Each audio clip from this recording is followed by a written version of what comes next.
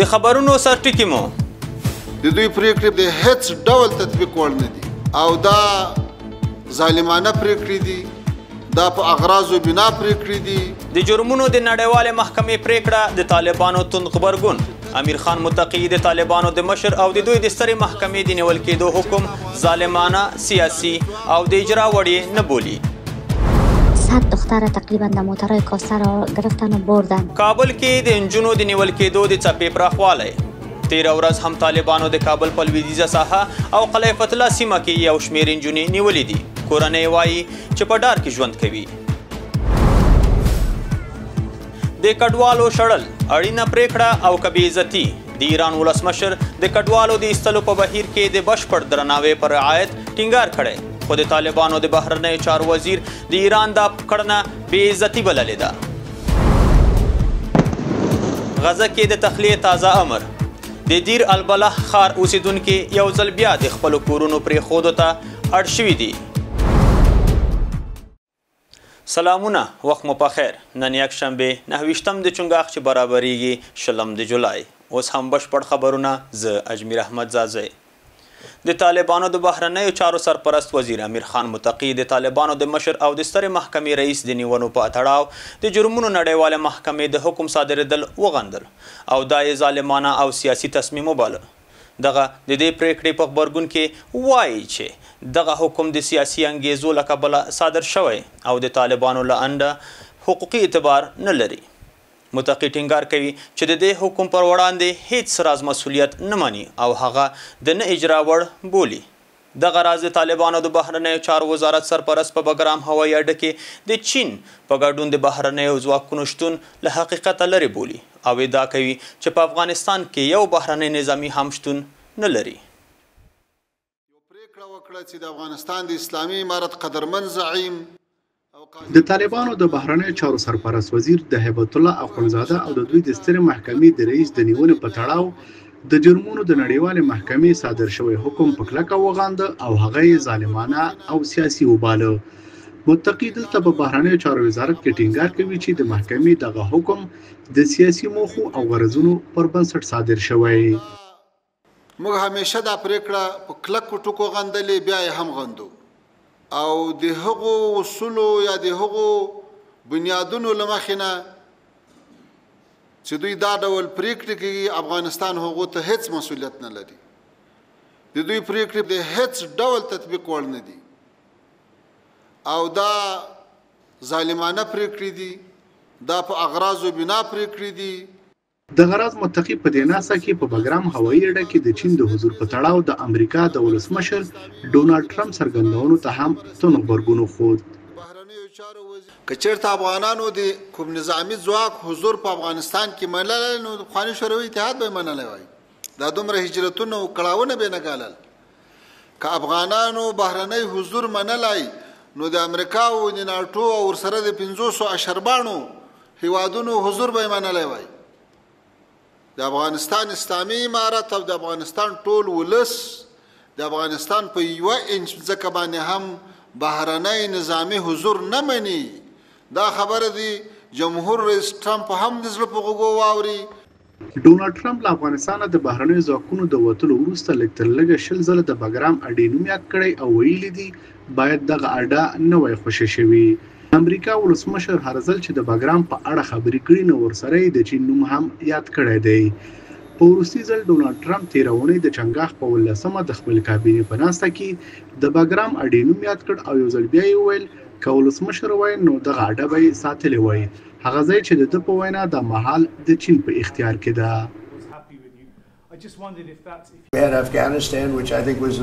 په افغانستان کې زما په نظر زموږ په تاریخ کې تر ټولو شرمونکې شیبه وه. که چیرې موږ وتلو نو زه هغه کس وم چې هغوی مې ښکته راوستل. ما بګرام هغه لویه هوایي اډه ساتله چې اوس مهال د چین په کنټرول کې ده. په نړۍ کې د پروازونو تر ټولو پیاوړي لیکې ډېر پلان له کانکریټ او فولادو هر راز الوتکې کولی شول څو هلته ښکته شي او موږ به اوس 1 ساعت واټن درلود. هغه ځای چې چین خپل اټومي وسلې جوړوي ما هغه ساتله. د طالبانو د بهرنیو چارو سرپرست وزیر د دې وزارت د ډیپلوماسۍ له انسټیټیوټ څخه د ډیپلوماټانو په فراغت غونډه کې له امریکا او غربي هیوادونو سره د مثبت تعامل غوښتنه هم وکړه. دا په داسې حال کې ده چې تازه روسیې د طالبانو حکومت په رسمیت پیژندلی هغه اقدام چې د نړیوالو بشري حقوقو د بنسټونو فعالانو د افغانستان د یو شمېر خلکو په ځانګړې توګه د ښځو له توندو غبرګونونو سره مخ شوی دی. د طالبانو تر ادارې لاندې د ازموینې ملي ادارې نن له غرمې وروسته د 1404 لمریز کال د کانکور ازموینې پایلې اعلان کړې. سید موسی د داود سادات زوی چې د 355.5 نمرو ترلاسه کولو سره د سږ کال کانکور ازموینې عمومي اول نمره اعلان شو او د کابل طب پوهنځي ته یې لاره وموندله. دا په داسې حال کې ده چې نجونې د 4م پرلپسې کال لپاره د کانکور له ازموینې محرومې پاتې دي. سید موسی د پلار نوم سید داود سادات د نیکو نوم سید باز حاصل کړي نمرې 355.415 نتیجه کابل طبي علومو پوهنتون طب پوهنځي عمومي څانګه. طالبانو تېره ورځ د کابل په بیلابیلو سیمو کې له کوم دلیل پرته یو شمېر ښځې او نجونې نیولې دي.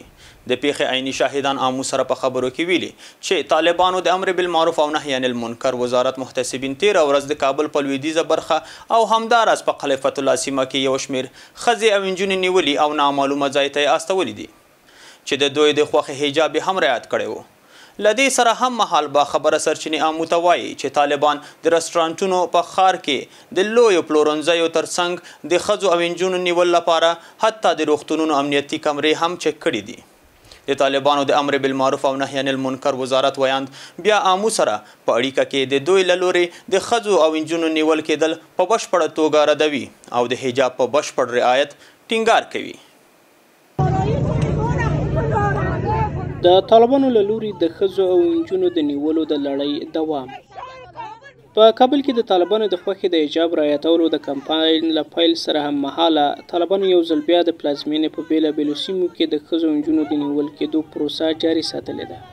د پیښې عیني شاهدان آمو ته وایي چې د طالبانو د امر بالمعروف او نهي عن المنکر وزارت محتسبینو تېره ورځ هم د کابل په لویدیځه برخه او همداراز په قلعه فتح الله سیمه کې یو شمېر ښځې او نجونې سره له دې چې د دوی د خوښې حجابونه یې رعایت کړي وو ونیول او نامعلوم ځای ته یې لېږدولي دي. د پیښې د شاهدانو په خبره ټولو نیول شویو ښځو او نجونو د طالبانو د خوښې حجاب رعایت کړی و. بلخوا یو شمېر باخبره سرچینې آمو ته وایي چې د طالبانو محتسبین د عامه ځایونو له پلټنې سربیره د ښځو او نجونو د پیژندلو او نیولو لپاره حتی د روغتونونو امنیتي کمرې هم چک کوي. د پیښې شاهدان همداراز ټینګار کوي چې د امر بالمعروف او نهي عن المنکر وزارت محتسبین د کابل په لګاڼې ګوڼې ډکو سیمو کې له پرلپسې ګزمو سره د لاډ سپیکرونو له لارې د کابل ښار ښځې او نجونې د خپلې خوښې حجاب رعایتولو ته رابلي. د کابل په لویدیځ کې د تېرې ورځې پیښې یو شمېر شاهدان د نجونو د نیول کېدو وضعیت داسې بیانوي. 100 دختر تقریبا در موترهای کاسته را گرفتن و بردن. تعداد زیادشان هم از این مهاجرینی که از ایران آمدن از این جمله بوده که حداقل آمده بودن به خاطر خریداری حجاب که اکثریتشان گفتن که همراه فامیلا رفته بودن به خاطر خریداری حجاب که اینا حجاب بخرن. امروز صحنه ای را دیدم که واقعا دلم تکان داد. هنوز قلبم آرام نشد. طالبان با 2 موتر رنجر و 1 موتر فلنکوی بیشترین دخترانی که حجابشان کامل بودن با خود بردن. این دختران همه که حجاب مکمل داشتن، لباسشان اسلامی بود، نه خنده میکردن نه کاری داشتن، فقط در راه روان بودن. هیچ دلیل واضحی نبود که اینا چرا گرفتار شدن و مردم از دور تماشا میکردن. د طالبانو د امر بالمعروف او نهي عن المنکر وزارت ویان بیا له آمو سره په اړیکه کې د کابل په لویدیځ کې د ښځو او نجونو نیول کېدل رد کړي، خو ویلي دي چې د طالبانو د خوښې حجاب رعایت کول د طالبانو د لومړیتوبونو یوه برخه ده. 4 ورځې مخکې هم طالبانو د کابل ښار په شهرنو سیمه کې شاوخوا 100 ښځې او نجونې ونیولې او امنیتي اوضاعو د طالبانو د کورنیو چارو وزارت ته یې ولېږدولې. هغه پیښه چې یو شمېر ښځې او نجونې طالبانو ته د پیسو د ورکولو په صورت کې راخوشې شوي دي، خو د یو شمېر نورو نیول شویو ښځو او نجونو برخلیک لا روښانه نه دی. ورته مهال یو شمېر کارپوهان بیا د طالبانو له لورې د ښځو او نجونو نیول کېدل او بیا د نارینه‌و زندان ته د دوی انتقال له اسلامي او اخلاقي شعایرو سره په ټکر او خلاف کې عمل بولي او د دې کړنې له پایلو هم خبرداری ورکوي. اذیت و آزار زنان به هیچ صورت نه از نظر شرع و نه از نظر ارزش‌های پسندیده جامعه افغانستان درست نیست. زنان نباید توقیف شوند، نباید زندانی شوند. این قضیه بسیار حساس است، به تعبیر دیگر بازی کردن با آتش است و میتواند موجب برهم خوردن سلم اجتماعی و مشکلات زیاد برای جامعه افغانستان شود. په دې منځ کې د هېواد یو شمېر وګړي د طالبانو دا ډول سیاست تر نیوکې لاندې نیسي او ټینګار کوي چې طالبانو افغانستان د ښځو او نجونو پر زندان بدل کړی دی. یه حکومت بیخی زندگی را سرماسخت کردن، بیرون رفتن نمیتونیم، پیش دکتر رفتن نمیتونیم، شاه رفتن نمیتونیم، بیرون که میریم امر بالمعروف ما را استاد میکنه، میگه محرمتان کجاست. بیخی از این زندگی خسته شدیم. یو شمېر نور کارپوهان هم وایي چې د ښځو او نجونو پر وړاندې د طالبانو سخت دریځه سیاستونه د 90مې لسیزې ته د ورګرځېدو په حال کې ده چې د طالبانو په دې دوره کې د اقتصاد رګي په سر کول پر ښځو جبري وه، خو په عموم کې د افغانستان ښځې او نجونې د زده کړو، کار او تحصیل په برخه کې لا هم محرومې پاتې وي. سرچینې امو ته وایي چې طالبانو د کابل د پولی تخنیک پوهنتون 23 استادان له دندو ګوښه کړي دي. د سرچینو په وینا طالبانو تازه د کابل د پولی تخنیک پوهنتون 10 استادان او 14 کارکوونکي ایستلي دي. د دغه پوهنتون تازه طالب ګمارل شوی رئیس استادانو ته ګواښ هم ورکړی چې که چیرې دوی د تولید لپاره څه ونه لري نو د علمي رتبې ترفیع به هم ورنه کړل شي. مخکې له دې هم یو شمېر سرچینو د روان کال په 2 میاشت کې امو ته ویلي و چې طالبانو د یو شمېر ښځو او نارینهو په ګډون د پوهنتون استادان له دندو ایستلي دي، خو طالبانو تر اوسه په دې اړه څه نه دي ویلي. د پاکستان د کورنیو چارو وزیر د افغانستان لپاره د دې هیواد ځانګړی استازی محمد صادق خان نن کابل ته سفر وکړ او ټاکل شوي چې د طالبانو د کورنیو چارو وزارت له سرپرست سراج الدین حقانی سره وویني. ویل کېږي چې دغه سفر کابل ته د پاکستان د بهرنیو چارو د وزیر په مشرۍ د پاکستانی پلاوي د تیرې اونۍ د سفر له مخې تنظیم شوی دی.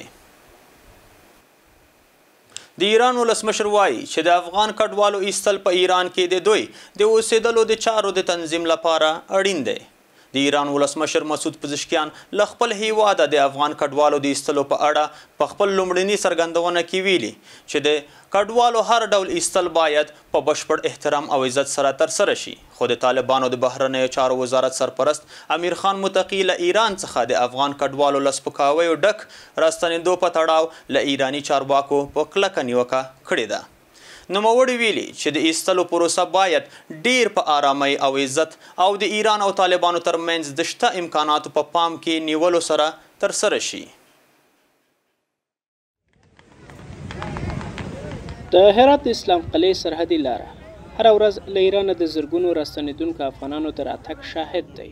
د طالبانو په خبره په ورځ کې له 10 څخه تر 15,000 افغانان له دې لارې له ایرانه هیواد ته راوړي.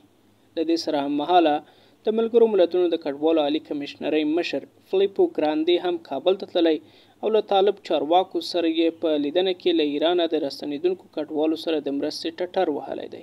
د طالبانو د رئیس الوزرا اداري مرستیال او د بهرنیو چارو وزارت سرپرست هم په دې لیدنه کې له ملګرو ملتونو او نورو نړیوالو مرستندویو بنسټونو غوښتي دي چې د کډوالۍ ناورین ته د رسیدو په موخه له راستنېدونکو سره خپلې مرستې ونه سپموي او د دوی په بیا میشتېدنه کې مرسته وکړي. خود به خپل هیواد ته راځي، خو نه په بې عزت شکل، نه په داسې شکل چې د هغوی ابرو و مال و عزت ته کتنه نه کیږي.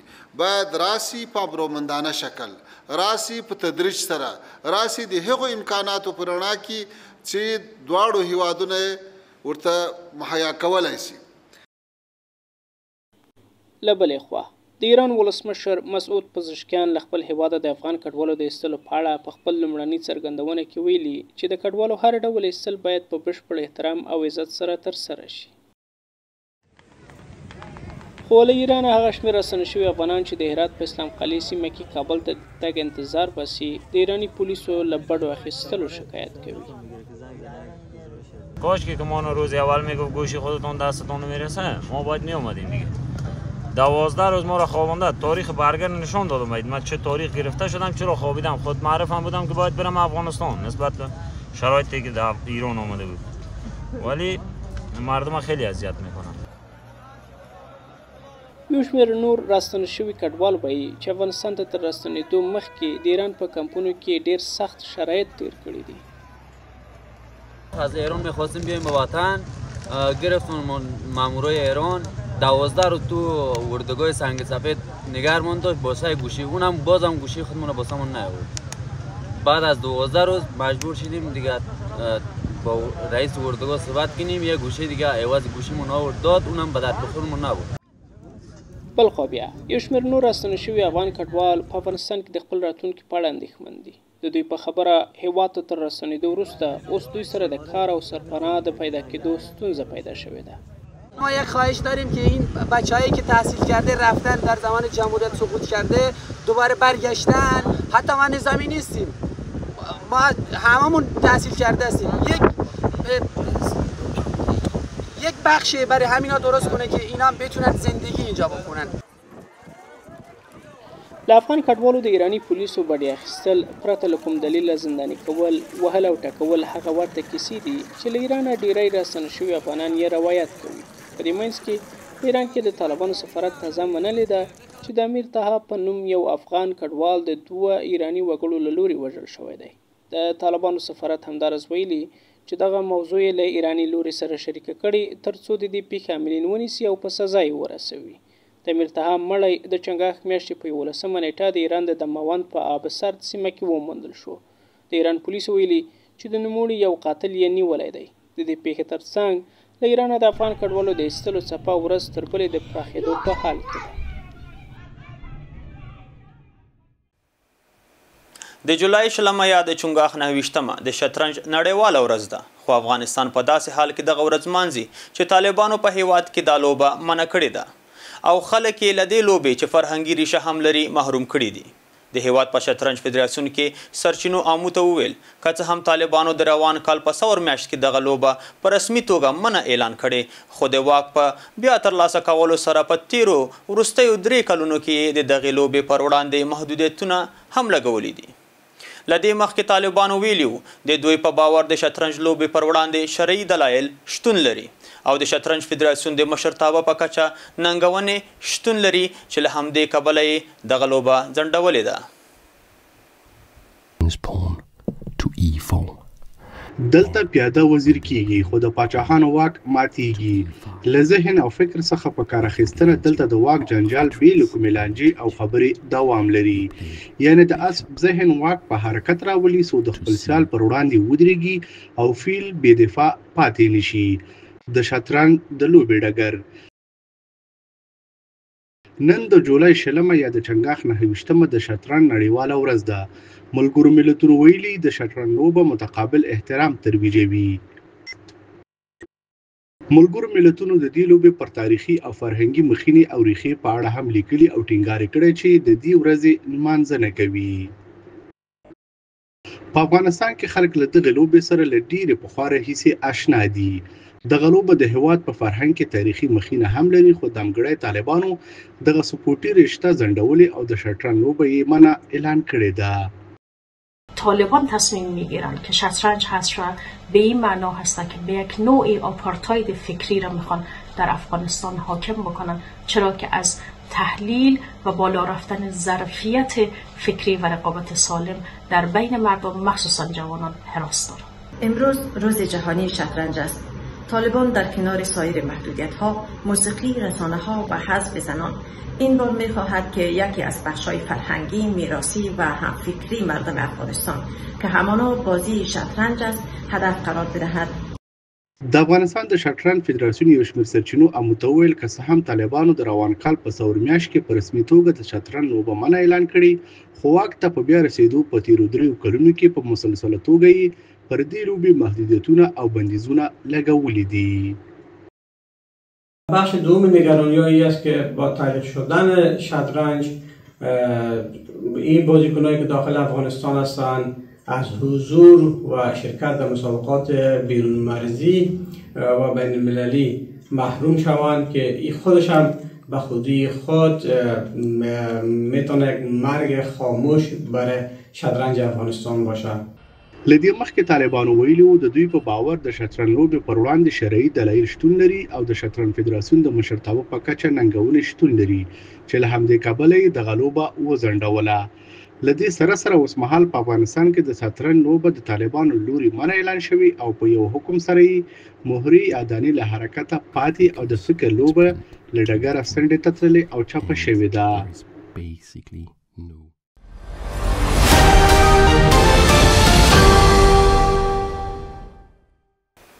اوس مهال اقتصادي خبرونه. په افغانستان کې د ملګرو ملتونو د خوړو کرنې اداره وایي چې د نړیوال بانک په مالي ملاتړ د هیواد په بیلابیلو برخو کې د میوې باغونه جوړوي او د دې پروژې چارې اوس مهال هم روانې دي. یادې ادارې د دغه پروژې د تطبیق موخه له کورنۍ ملاتړ او د کلیوالو لپاره د عوایدو د رامنځته کولو فرصت بللی دی. د ملګرو ملتونو د خوړو کرنې ادارې د فاریاب ولایت په قیصار ولسوالۍ کې د انګورو له هغو باغونو انځورونه هم خپاره کړي دي چې د دوی په مالي ملاتړ جوړې شوي دي.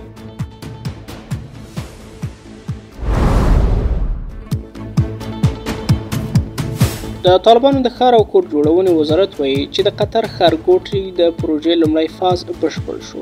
د دغه وزارت سرپرست د کلني پلان د وړاندې کولو تر نامه لاندې په غونډه کې ویلي چې د دې ښارګوټي د دویم فاز چارې به سږ کال پیل شي. یاد ښارګوټی چې د قطر د الغرافه بنسټ له لوري د 110 میلیونه ډالرو په ارزښت جوړیږي د کابل ښار د 15مې ناحیې په خوشحال خان سیمه کې موقعیت لري.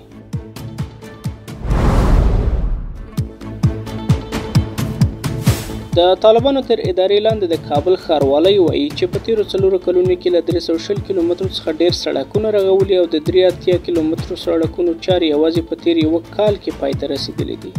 د کابل ښاروالۍ چارواکو د یو کلن پلان د تشریح تر نامه لاندې پروګرام کې زیاته کړې چې د سړکونو د کورنۍ عوایدو له مصرف رغول شوي او لومړیتوب هغو عمومي لارو ته ورکړل شوی چې کابل ښار سره نښلوي. همداراز د طالبانو تر ادارې لاندې کابل ښاروالۍ شمیرې ښیي چې په تیر یو کال کې نږدې 110 جایدادونه استملاک شوي او 1.1 میلیارډ افغانۍ یې مالکانو ته ورکړل شوي دي.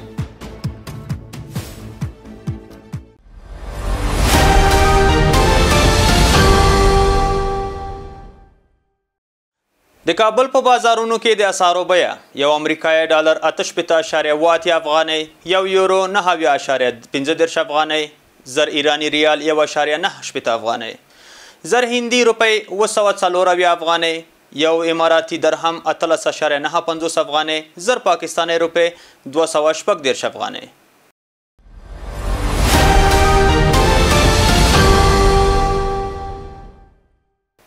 د اسرائیلو پوځ په داسې حال کې چې د غزې تړانګې په نورو برخو کې خپلو بریدونو ته دوام ورکړی، دیر البلح ښار اوسیدونکو ته یې هم د تخلیې امر صادر کړی دی.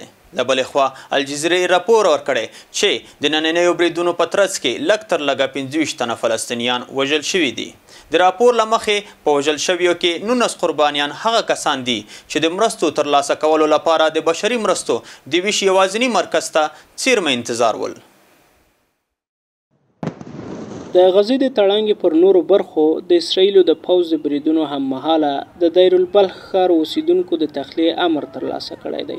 د دې سیمې اوسیدونکي هغه کسان دي چې د غزې د جګړې له پیل راهیسې څو واره بېځایه شوي دي. د خلکو غوښتل شوي چې د موسي له پنډغالي ووځي او خان یونس ښار ته ولاړ شي، هغه سیمه چې په ظاهره کې امنه برېښي، خو د غزې دا برخه هم د بریدونو ښکار ګرځېدلې. په ننني بریدونو کې هم د غزې لږ تر لږه 25 اوسیدونکي وژل شوي دي چې له ډلې یې یوازې 19 کسان هغه قربانیان دي چې د مرستې د ترلاسه کولو لپاره د بشري مرستو د ویش یوازیني مرکز مخې ته انتظار ول. ورته مهال د لوږې بحران په غزه کې خپلې لوړې کچې ته رسیدلې ده. د اقصی روغتون ډاکټرانو الجزیرې ته ویلي چې په تیرو 3 ورځو کې د یوه 15 ورځني نوي زیږېدلي ماشوم په ګډون څو ماشومانو د سختې خوارځواکۍ له امله خپل ژوند له لاسه ورکړی دی. د غزې ټول ماشومان په لوږې ویده کېږي، زما ماشومان هم په لوږې ویده کېږي. په خدای قسم چې دوی ته د خوړو لپاره هیڅ هم نه لرم. موږ غواړو چې په عزت سره ډوډۍ وخورو. موږ غواړو چې ماشومان مو په مړه ګېډه شهیدان شي، نه دا چې د لوږې ومري. تر کله به دا وضعیت دوام کوي؟ ولې زموږ په وړاندې جګړه دوام لري؟ زموږ د صبر کاسه لویه ده. تر خپل وروستۍ ځوانه او تر خپل وروستۍ اولاده پورې په صبر او زغم وکړو. زموږ د خدای شکر دی صابره خلک یو. موږ په لوږه پاته شو، مړه به شو، خو موږ صابره خلک یو او یوازې خدای زموږ لپاره بسنه کوي. د غزې بشري بنسټ د غزې په تړانګه کې د بشري مرستو د ویش یوازینی مرکز دی، خو له خلکو هره ورځ قرباني اخلي. دا په داسې حال کې ده چې ملګري ملتونه او نور مرستندویه نړیوال بنسټونه له اسرائیلو غواړي څو دوی ته په غزه کې د مرستو د رسیدو اجازه ورکړي. اوس د نړۍ په نورو سیمو کې د ویتنام په هالونګ خلیج کې د یو ګرځندوی کښتۍ د چپه کېدو له کبله لږ تر لږه 30 کسانو ژوند له لاسه ورکړی او 15 نور لا هم ورک دي. د راپورونو پر اساس د وینډریسي کښتۍ 38 مسافر او 15 عمله درلوده چې د ناڅاپي طوفان له کبله چپه شوه. ژغورونکو ډلو ویلي تر اوسه 10 کسان یې ژغورلي او د پلټنې عملیات دوام لري. د راپورونو پر بنسټ ډېری قربانیان د ویتنامي کورنیو غړي دي. په سویلي کوریا کې د تیزو بارانونو له کبله د سیلابونو د راوتلو او د ځمکې ښویېدنې په نتیجه کې لږ تر لږه 14 کسان مړه شوي دي. د دې هیواد د بحران مدیریت دفتر اعلان کړی چې 12 کسان لا هم ورک دي. د CNN د راپور له مخې 10,000 کسان له کورونو وتلو ته اړ شوي او د 140,000 کورنیو برېښنا هم پرې شوې ده. په ورته مهال په ساینچوینګ او کاپیونګ کې د ژغورنې عملیات دوام لري.